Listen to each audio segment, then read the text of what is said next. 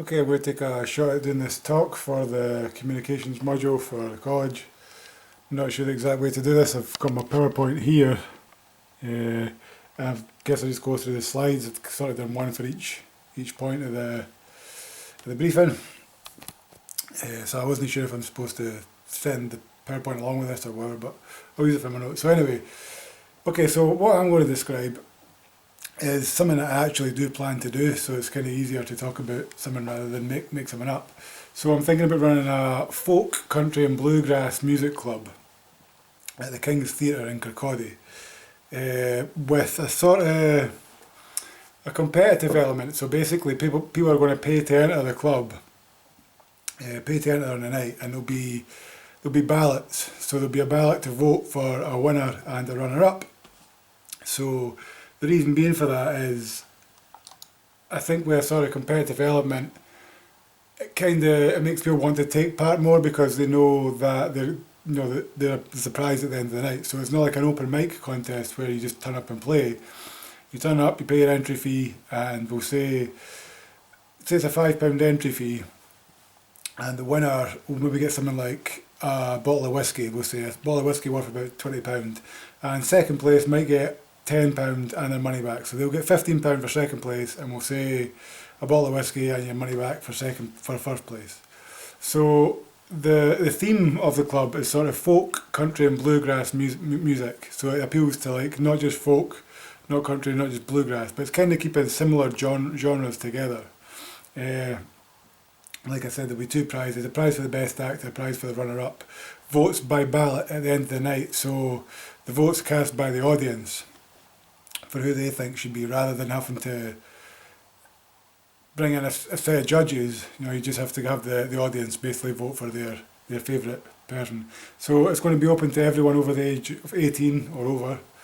It's to be held at the King's Theatre in Kirkcaldy, and the reason for that is the King's Theatre is on the promenade in Kirkcaldy. It's easily accessed by bus routes, by train routes. You can drive there quite easily. There's good parking, and there's plenty of local residences. So a club like this should be pretty successful. You should be able to draw, at least half the capacity of the room, maybe full capacity each night. So for marketing this, we're getting free advertising from the local radio station K107, which is based in Kirkcaldy, has a range in Kirkcaldy. Reason being my mum works there, so we get free advertising from the local radio station, which is K107. We're going to be advertising via a Facebook page, which we can pay to target the audience in Kirkcaldy. We can do a promotional, pay for that to be promoted for the week, so it gets out there and word of mouth begins to spread. And we'll also be putting up posters in the King's Theatre and other venues around Kirkcaldy, like the Adam Smith Centre or possibly the Mercat Shopping Centre, or anywhere it's likely to get the attention of people who are likely to come to the King's.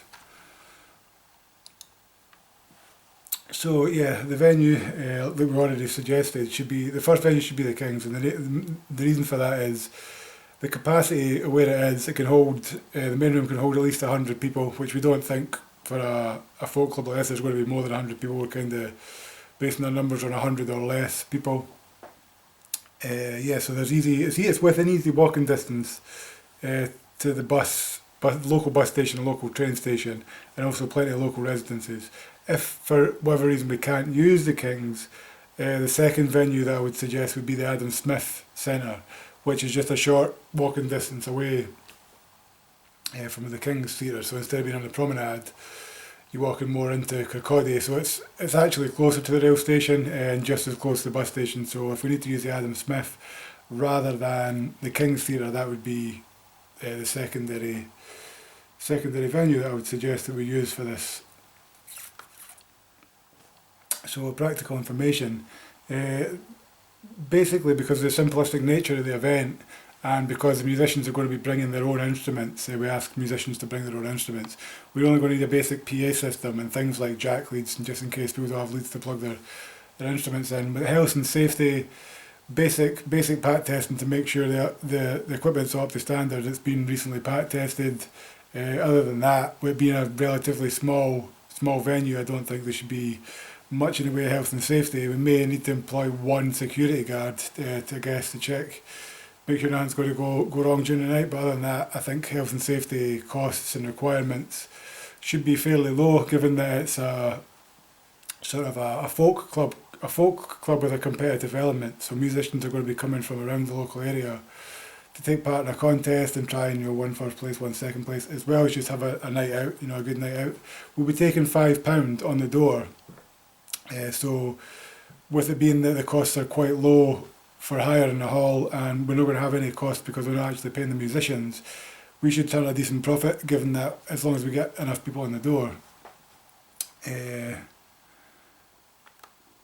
So yeah, as far as health and safety, it's not that much to take into consideration that I can really think of, other than maybe one security guard and making sure that the room stays under capacity. We don't have like too many crowded, but being that it's just sort of folk music and country and bluegrass club, I don't think we should have the room being stuffed over capacity, but that could be a health and safety consideration, I guess. We make sure we don't oversell the event so it's not overcrowded.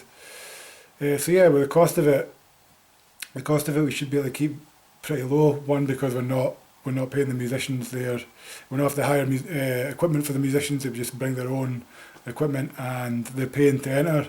Although the entry fee actually comes with a snack. I feel that's a good way to get people in. If you say, okay, you get your free entry, but maybe they get like some kind of some kind of snack that's not too expensive to make, like pakoras or like a panini wrap or something like this. So it gets people on the door, they get their free snack, they watch their act at the end of the night, they cast their vote, and the winner gets a bottle of whiskey and maybe their entry fee back, and the runner up maybe something to the value of £10 or £10 and their entry fee back, which is enough incentive to bring musicians along.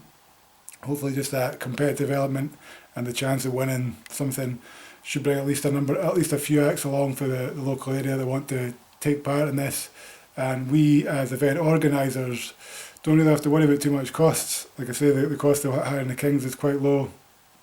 And if we were to get 100 people in at £5 a head, potentially £500 profit minus the cost of snacks. So you could say at least a couple £100 profit on the night, keeping it relatively low.